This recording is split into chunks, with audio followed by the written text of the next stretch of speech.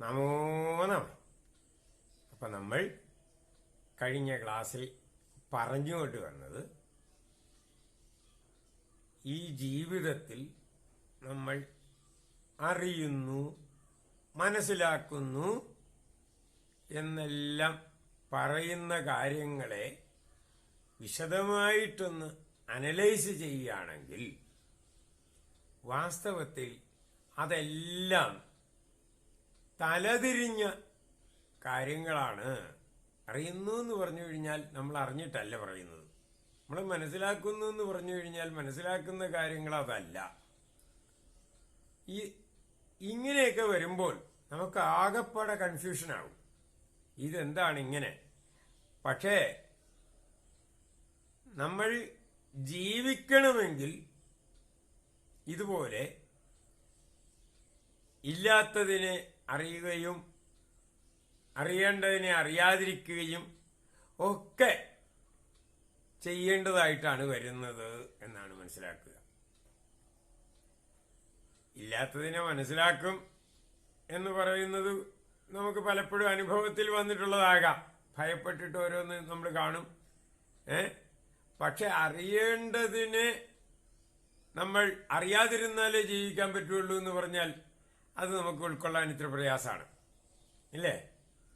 അറിയേണ്ടതിനെ അറിയാതിരുന്നാൽ ആണ് നമുക്കിവിടെ ജീവിതം സാധിക്കുക. സുഖകരമായിട്ട് ജീവിക്കണമെങ്കിൽ അറിയേണ്ടത് അറിയാതിരിക്കണം എന്ന് പറഞ്ഞു കഴിഞ്ഞാൽ അത് എന്തെന്നൊക്കെയാണ് പറയുന്നത് എന്ന് തോന്നും. നമ്മൾ നിസ്സാര കാര്യങ്ങളുടെ കാര്യത്തിൽ തന്നെ നമുക്കത് ചിന്തിച്ചാൽ മനസ്സിലാവും. ജീവിതത്തിന് ഏറ്റവും ആവശ്യം എന്താണ്?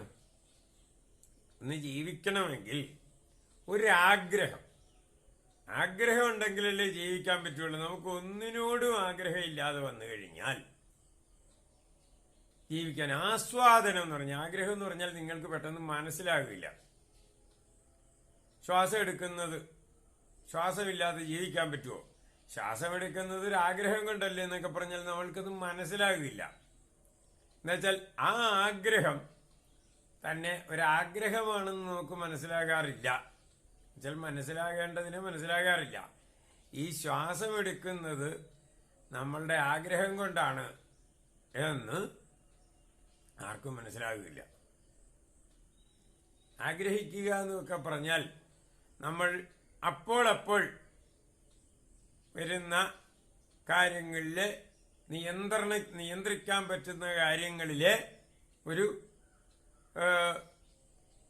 വ്യത്യാസം മാത്രമേ സാധാരണക്കാരന് മനസ്സിലാകുള്ളൂ. അതുകൊണ്ട് ശ്വാസമെടുക്കുന്നു, സ്വപ്നം കാണുന്നു എന്നൊക്കെ പറഞ്ഞാൽ അത് നമ്മൾ ആഗ്രഹിച്ചിട്ടാണെന്ന് പറഞ്ഞാൽ ആരും സമ്മതിക്കില്ല. അതിന് വളരെ ശാസ്ത്രജ്ഞന്മാര്, സൈക്കോളജിസ്റ്റുകൾ ഇങ്ങനെയൊക്കെ പറഞ്ഞിട്ടുണ്ട്. അത് പറഞ്ഞു നടക്കാൻ മാത്രമേ സാധാരണക്കാരൻ എന്ന് പറഞ്ഞു കഴിഞ്ഞാൽ ബുദ്ധിമാന്മാരെന്ന് കരുതി, പണ്ഡിതന്മാരെന്ന് കരുതി നടക്കുന്ന സാധാരണക്കാരനെയാണ് ഞാൻ ഉദ്ദേശിക്കുന്നത്. സാധാരണക്കാർ തന്നെ പല പല പല വിധത്തിലുണ്ട്. വിദ്യാഭ്യാസം കിട്ടുന്നവരുടെ കൂട്ടത്തിൽ സാധാരണക്കാരൻ, വിദ്യാഭ്യാസം ഇല്ലാത്തവരുടെ കൂട്ടത്തിൽ സാധാരണക്കാരൻ, സയൻസ് പഠിക്കുന്ന സാധാരണക്കാരൻ, ഹിസ്റ്ററി പഠിക്കുന്ന സാധാരണക്കാരൻ. അപ്പൊ ഏത് ഗ്രൂപ്പിലും സാധാരണക്കാരന്മാരിഷ്ടം പോലെയുണ്ട്. എന്താണ് ഈ സാധാരണ എന്ന് പറഞ്ഞാൽ? ജനറലായിട്ട് പറയുമ്പോൾ എന്ന് പറഞ്ഞാൽ ഏത് ഗ്രൂപ്പിലെ ആണോ അതിനകത്താണ് ജനറൽ എന്നെങ്കിലും മനസ്സിലാക്കണം. നമ്മൾ ഒരു സാധാരണ ഇന്ത്യക്കാരൻ, ഒരു സാധാരണ മലയാളി, അല്ലെങ്കിൽ സാധാരണ ജാപ്പനീസ് ആയിട്ടുള്ള ആളുകൾ എന്ന് അങ്ങനെ നമ്മൾ സാധാരണക്കാരൻ എന്ന് പറയുമ്പോൾ അതിന് ഒരു പരിധിയല്ല, അതിന് ഒരു ഗ്രൂപ്പ് ആദ്യം നമ്മുടെ മനസ്സിൽ കണ്ടാൽ മനസ്സിൽ നമ്മൾ അറിയാതെ തന്നെ കണ്ടാൽ മാത്രമേ ആ സാധാരണക്കാരൻ എന്ന് പറയുന്ന ഒരു ശരാശരി മനുഷ്യൻ എത്രയുണ്ടാകും? അത് അതിന് ഒരു ഗ്രൂപ്പിലാണ്. ശരാശരി മനുഷ്യൻ എന്ന് പറഞ്ഞാൽ ഒരു 10,000 കൊല്ലം മുമ്പുള്ള ഒരു ശരാശരി മനുഷ്യൻ എങ്ങനെ ഇരുന്നു എന്ന് നമുക്ക് പറയാൻ പറ്റില്ല.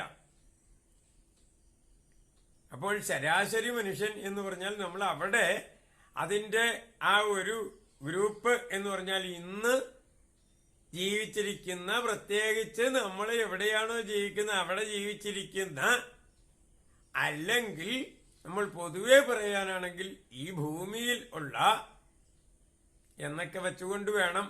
അപ്പൊ എപ്പോഴാണെങ്കിലും ഒരു ഗ്രൂപ്പ് എന്ന് പറഞ്ഞ് ഒരു ബൗണ്ടറി ആദ്യം കൊടുത്താൽ മാത്രമേ ശരാശരി എന്ന് പറയാൻ പറ്റുള്ളൂ.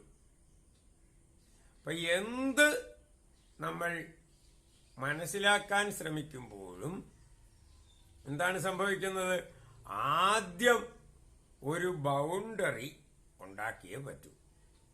ബൗണ്ടറി ഉണ്ടാക്കിയിട്ട് ആ ബൗണ്ടറിക്കുള്ളിൽ ഉള്ള കാര്യങ്ങളെയാണ് നമ്മൾ അറിവ് എന്ന് പറയുന്നത്.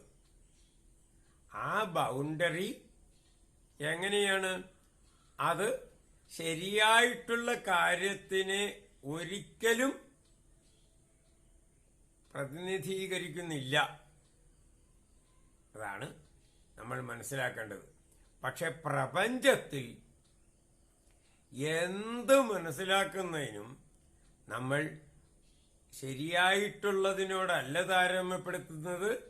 നമ്മൾ മുൻകാലങ്ങളിൽ ഗ്രഹിച്ചു വച്ചിട്ടുള്ളത് പഠനത്തിലൂടെയാകാം, വേറെ ഏതെങ്കിലും അനുഭവത്തിലൂടെയാകാം.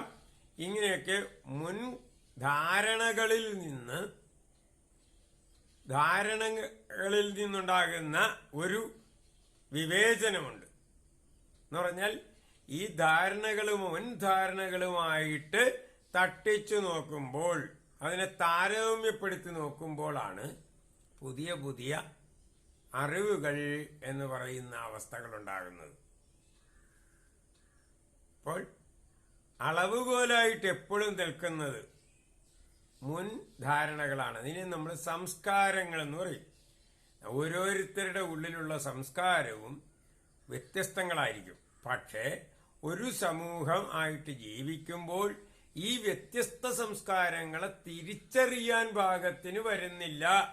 അതുകൊണ്ട് നമ്മളുടെ വീട്ടിന്റെ സംസ്കാരം, നമ്മളുടെ ആ ഗ്രാമത്തിന്റെ സംസ്കാരം, നമ്മളുടെ ആ പ്രദേശത്തിന്റെ സംസ്കാരം, അല്ലെങ്കിൽ കേരളത്തിന്റെ സംസ്കാരം എന്നൊക്കെ പറഞ്ഞ് നമ്മൾ സംസ്കാരത്തിൽ, എന്നിട്ട് കൂടെ മൊത്തം പറയുമ്പോൾ ഇന്ത്യയുടെ സംസ്കാരം വരുമ്പോൾ ഒരു ശക്തമായ ബൗണ്ടറി ഉണ്ടായിരിക്കും. എന്താ കാര്യം?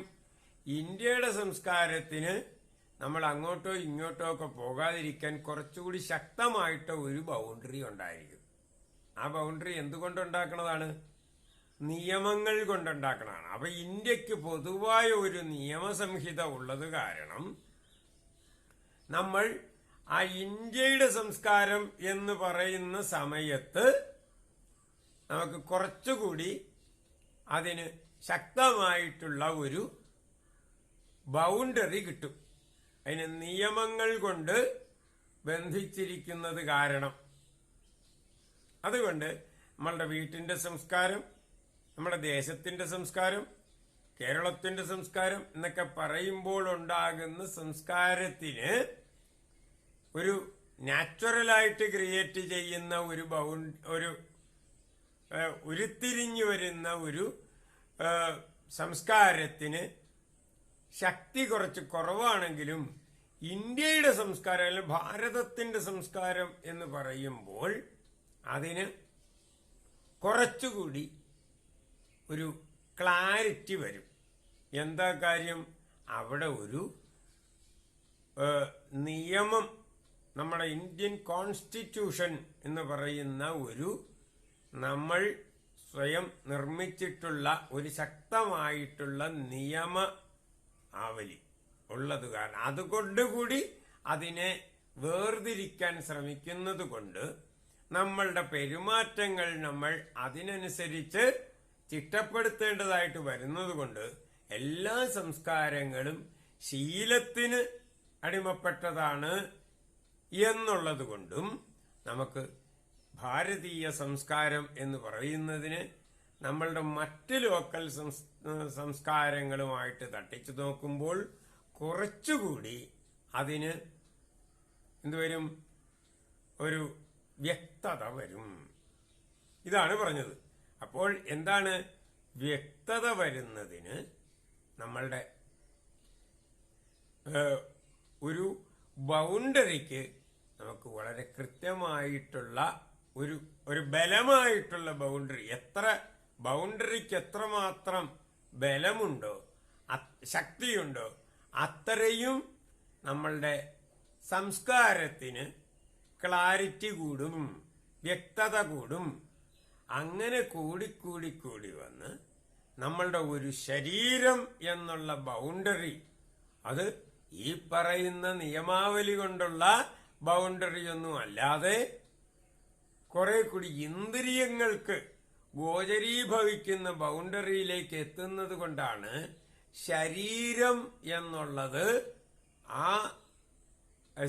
ഇതാണ് നമ്മളെ ഒരു ബൗണ്ടറിയിലേക്ക് ഒതുക്കാൻ വേണ്ടിയിട്ടുള്ള ആ ആഗ്രഹത്തിന്റെ ശക്തി കൂടി വന്നിട്ടാണ് ശരീരം എന്നുള്ളതിന് വ്യക്തത വരുന്നതും ആ ശരീരവുമായിട്ട് ബന്ധപ്പെട്ട് നിൽക്കുന്ന മറ്റ് ഘടകങ്ങളുടെ ആ യൂണിറ്റിയെ വ്യക്തി എന്ന് പറയുന്നതും.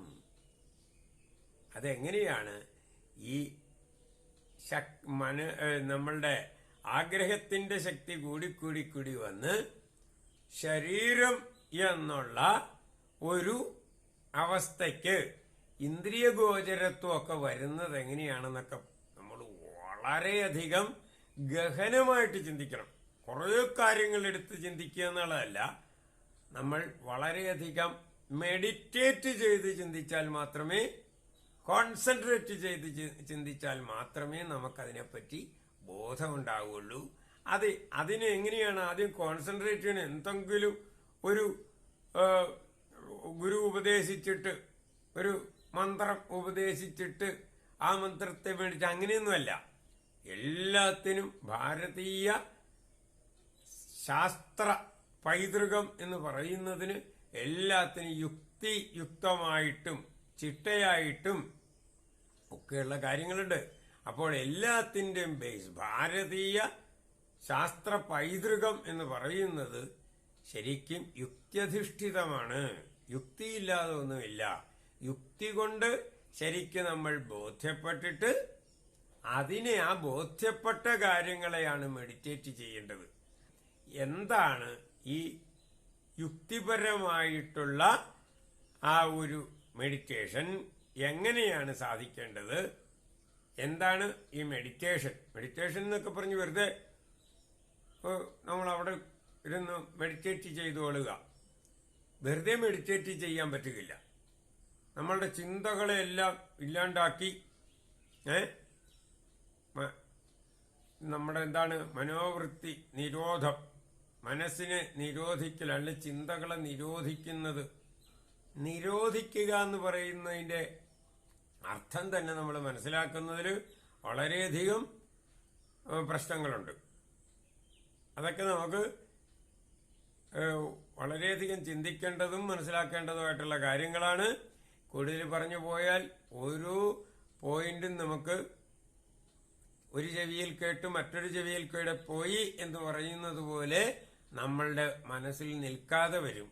അതുകൊണ്ട് കാര്യങ്ങളെ നമുക്ക് അപഗ്രഥിക്കുമ്പോൾ കുറേശ്ശെ അപഗ്രഥിച്ച് അതിനെ ശരിക്ക് സ്വായത്തമാക്കി കഴിഞ്ഞിട്ട് അടുത്ത സ്റ്റെപ്പിലേക്ക് പോവുകയായിരിക്കും നല്ലത് എന്നുള്ളത് കൊണ്ട് നമുക്ക് ഇതിന്റെ വിശദീകരണങ്ങൾ, ഇതിനെ മനസ്സിലാക്കാനുള്ള ആ കാര്യങ്ങൾ നമുക്ക് അടുത്ത ക്ലാസ്സിൽ ചർച്ച ചെയ്യാം എന്ന് വിചാരിക്കുന്നു. ഇന്ന് ഇത്രയും മതി. നന്ദി, നമസ്കാരം. ഓം നമഃ ശിവായ.